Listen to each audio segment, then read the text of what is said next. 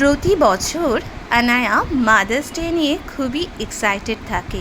সেই ছোটোবেলা থেকেই ও আমাকে কিছু না কিছু মাদার্স ডে উপলক্ষে বানিয়ে দেয়। তো এই বছর ও নিজের হাতে কার্ড বানিয়েছে, আমাকে দেখতেই দেয় না। আমি যখন অন্য রুমে থাকি তো ও তখন পাশের রুমে দরজা বন্ধ করে এই সমস্ত কার্ড বানিয়েছে, নিজে কত কী আমার জন্য লিখেছে, ফ্লাওয়ার ভাস বানিয়েছে, ফ্লাওয়ার বুকে, এই সমস্ত প্রতিদিনই ক্রাফট করতে থাকে। এগুলো নাকি সব ও মাদার্স ডে উপলক্ষে করেছে।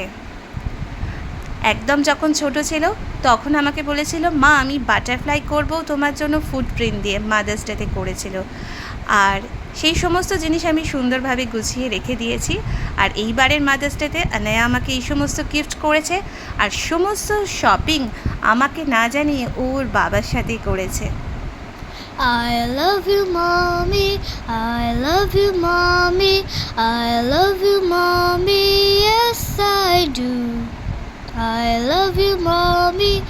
I love you, mommy. I love you, mommy. Yes, I do. আবার সুন্দর করে গান গেয়ে শোনালো। তো আমি তো খুব খুশি মাদার্স ডেতে আমার মেয়ের কাছে এই সমস্ত জিনিস পেয়ে। যদিও আমার জন্য প্রতিদিনই ডটার্স ডে আর আমার মেয়ের জন্য প্রতিদিনই মাদার্স ডে।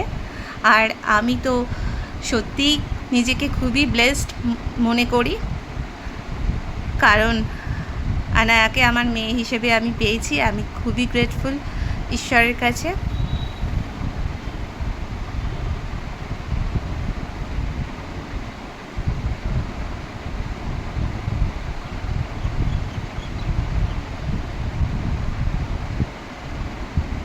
এই এত সুন্দর মুহূর্তগুলো তাই আমি ভাবলাম শেয়ার করে রাখবো।